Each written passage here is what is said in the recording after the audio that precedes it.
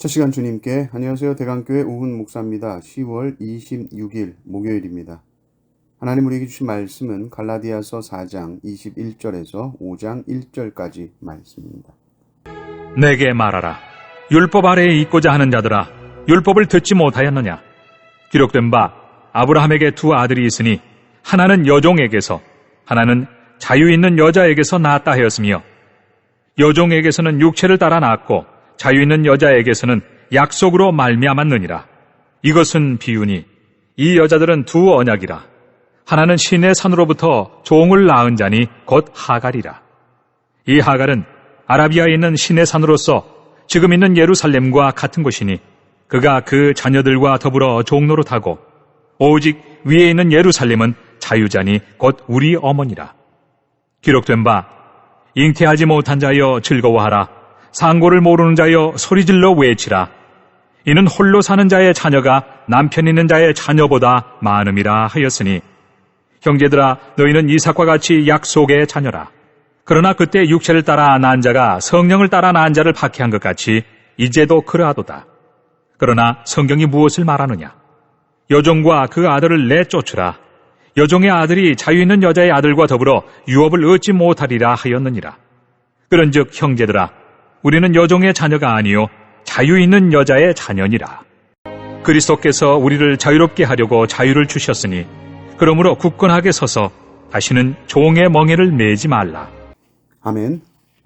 우리가 믿음이라는 것을 생각할 때에 믿는다 하는 것은 쉬운 일입니까? 어려운 일입니까? 약속을 믿는 것이 쉽습니까? 내 힘으로 하는 것이 쉽습니까? 이스라엘 백성들이 불뱀에 물렸을 때 장대 놋뱀을 달아서 놋뱀을 바라보기만 하면 낫는다고 했죠.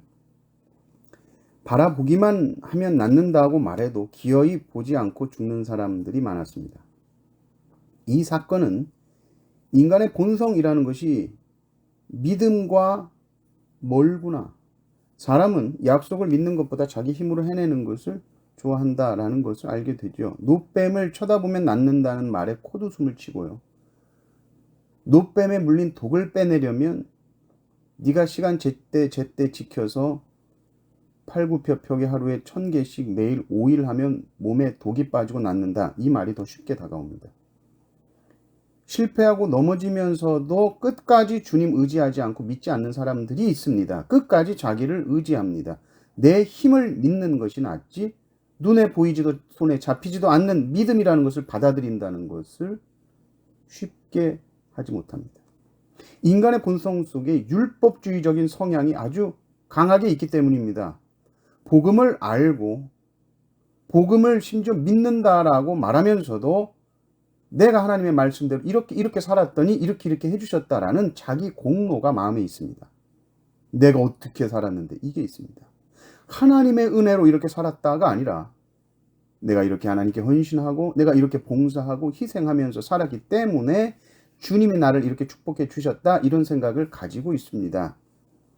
지성이면 감천이지 내가 이렇게 지성을 드리니 하나님이 나를 이렇게 축복해 주셨지.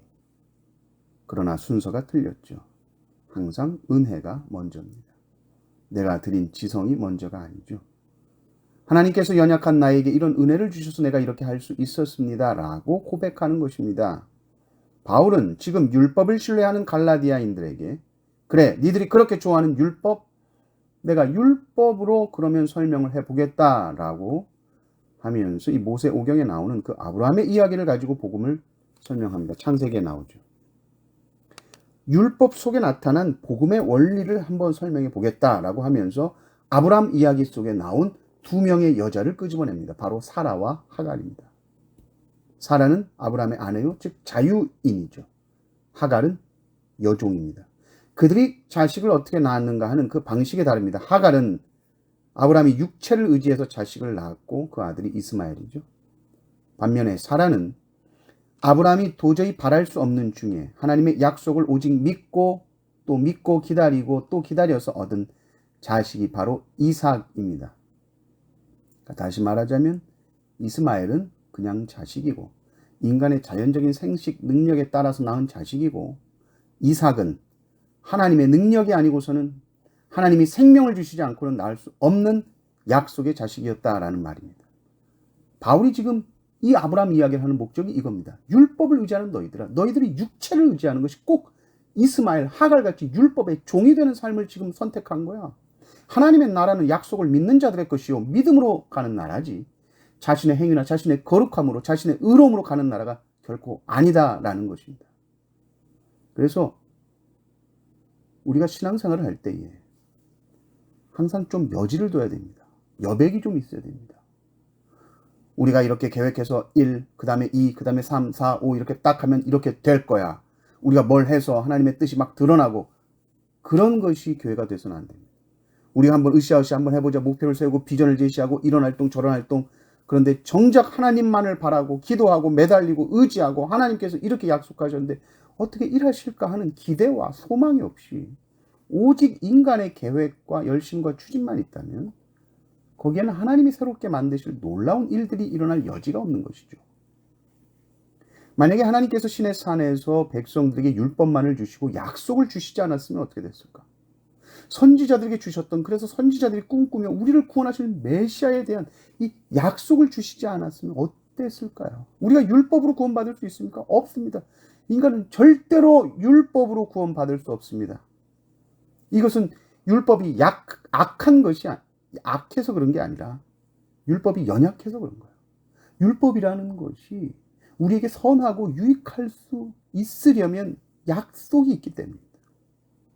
율법을 주시고요, 그냥 율법만 주시고 그렇게 살 수 있는 능력과 힘은 니들이 알아서 찾아봐, 이게 아니라 그렇게 살 수 있는 능력과 힘도 성령님을 통해서 주시겠다 약속하신 겁니다. 내가 성령을 너에게 부어서 내가 한 그 약속을 내가 친히 지킬게.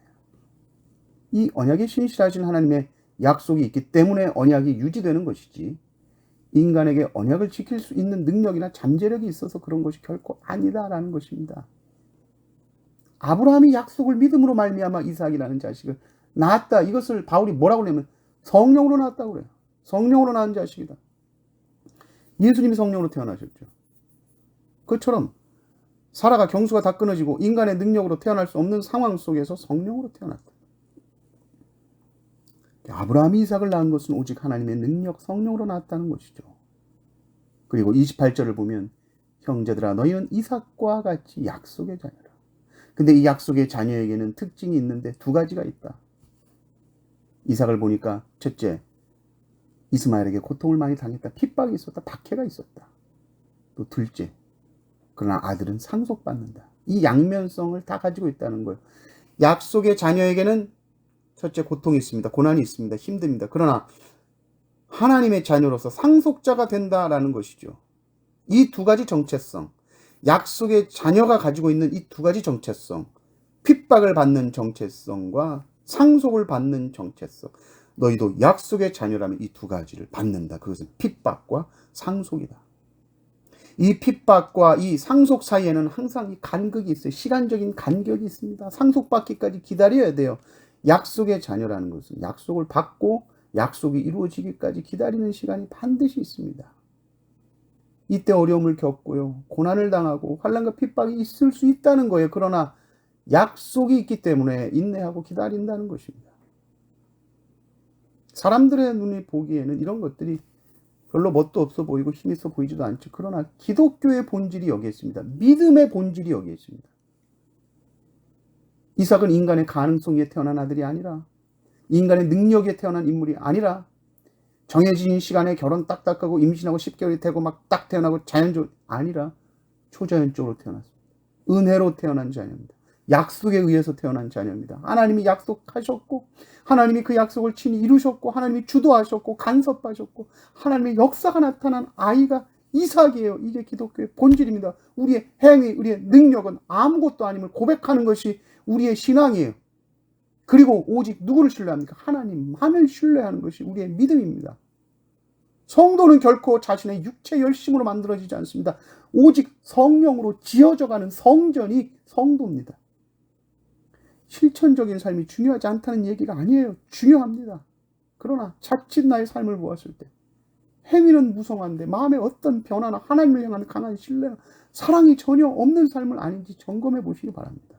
믿음과 신뢰와 사랑이 없이 행위만 남으면 나의 행위는 가식적일 수밖에 없고요.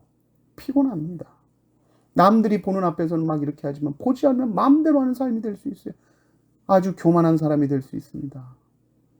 주님을 우리가 믿고 신뢰하며 나간다는 것은 주님 내가 은혜로만 삽니다 라고 고백하는 삶이에요. 오직 하나님의 약속을 믿고 신뢰하십시오. 의무감이나 책임감만 가지고 애정 없이 사랑 없이 일하는 자 되지 마시고 하나님을 향한 뜨거운 사랑과 약속의 자녀처럼 그 받은 은혜에 감격하여 자유함으로 주님께 순종하신 모든 성도님들 되시기를 주님의 이름으로 축원합니다.